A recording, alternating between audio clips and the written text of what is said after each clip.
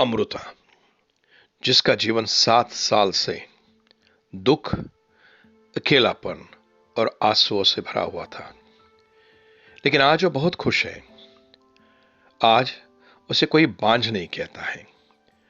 उसके जीवन में सुकून और आनंद है।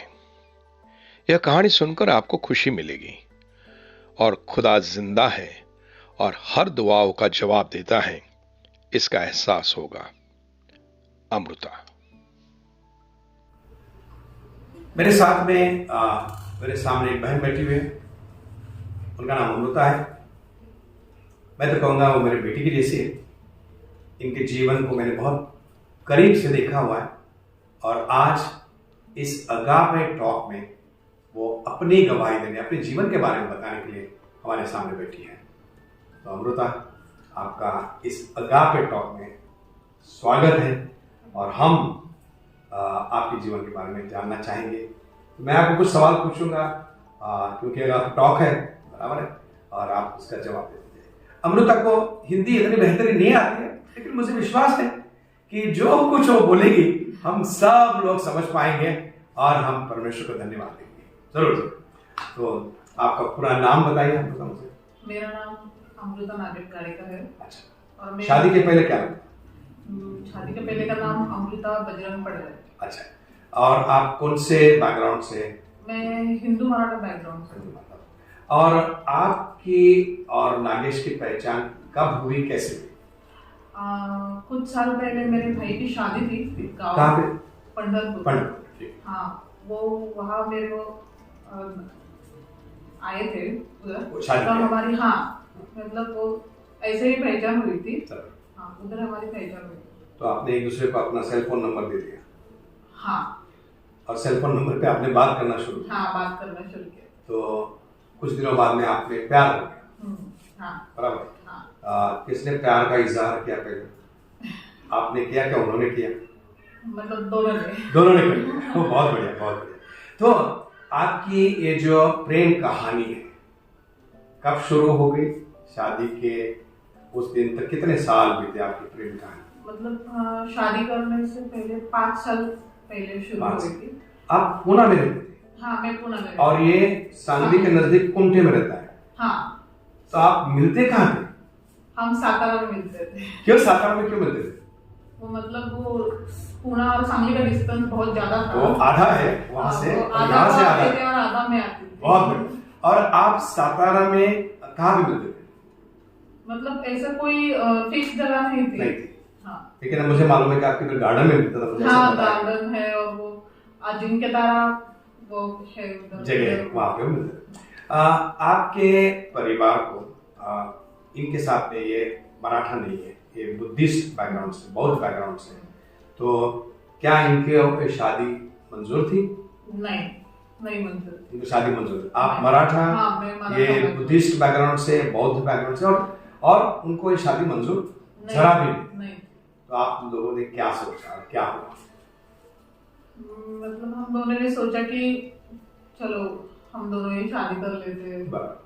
फिर लगा कि बाद में घर वाले एक्सेप्ट कर लेंगे, तो फिर हम दोनों ने नरसोबा की वाड़ी है, उधर हम दोनों ने शादी कर ली। हिंदू पद्धति से एक मंदिर में जाके आपने शादी करी। और आपकी और मेरी पहचान कैसे? हमारी शादी हो जाने के बाद 2015 में चर्च में एक फैमिली कैंप था। तो मैं पहले वहाँ आई थी चर्च में। तो मेरी आपसे पहले हुआ। क्या उस वक्त यीशु मसीह पे विश्वास करती थी? नहीं, मुझे पहचान भी नहीं थी, कुछ नहीं मालूम था यीशु मसीह के बारे में। तो आप, ये बहुत महत्व की बात है, वो इस भारत देश की है लेकिन यीशु मसीह के बारे में कुछ नहीं जानते थे, बराबर। और जब वो कैंप के लिए आए तब उसे मालूम पड़ा कि ऐसा कुछ होता है, यीशु मसीह है जो जिंदा खुदा है, वगैरह वगैरह मालूम पड़ा। तो आपकी शादी होने के बाद में परिवार में क्या क्या हो गया? पहले कुछ दिन सब ठीक चल रहा था। हाँ।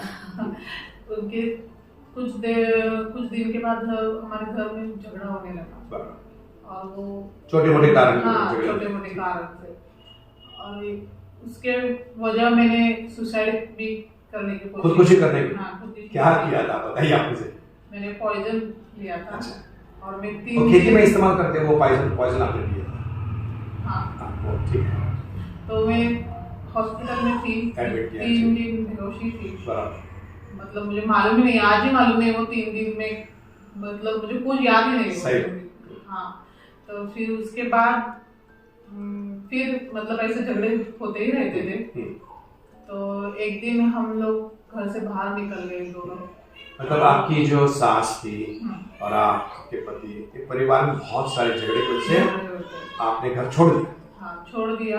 तो उसके बाद हम दोनों, जो हमारी बड़ी ननद है, उनके घर चले गए। और उधर कुछ दिन रहने के बाद मुझे पता चला कि मैं प्रेग्नेंट हूँ। तो पेट से? हाँ। तो हम दोनों बहुत खुश हुए थे, लेकिन उस दिन हम बहुत खुशी हुई थी, लेकिन मेरे पति को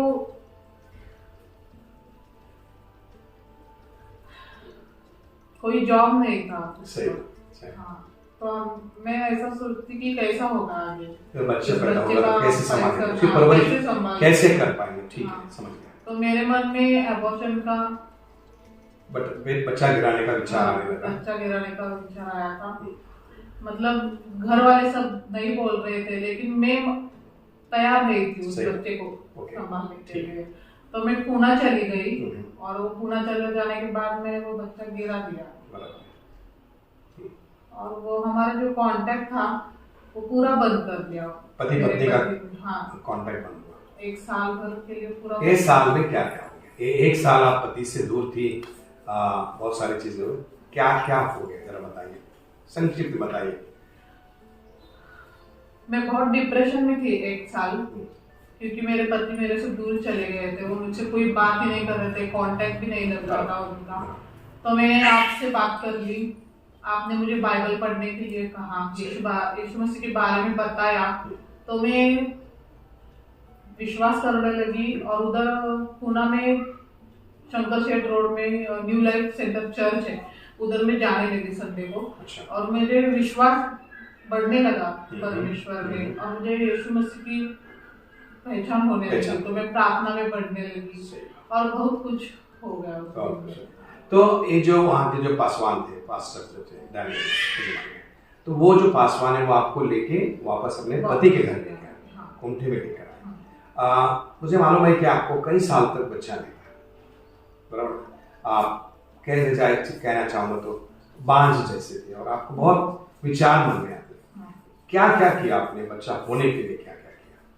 मैं जब 1 साल के बाद यहाँ आ गई थी सांगली में वापस, तो हमने कुछ दिन बाद फिर बच्चे के बारे में सोचा। तो हम प्लान कर रहे थे, लेकिन मेरे को प्रेगनेंसी कंसीव नहीं हो रही थी। तो मैं सर के पास जॉब कर रही थी, तो सर के पास भी ट्रीटमेंट ले रही थी। मतलब ट्रीटमेंट में साल भर ले रही थी, लेकिन मुझे बच्चा नहीं हो रहा था। आपको बहुत तकलीफ होती थी? हाँ, उस वक्त मेरे को तकलीफ हो रही थी। किस प्रकार की तकलीफ? तकलीफ मेरे को दवाई से मेरे को साइड इफेक्ट्स हो रहा था।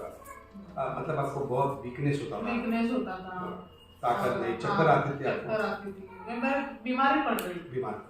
तो आपने क्या निर्णय लिया?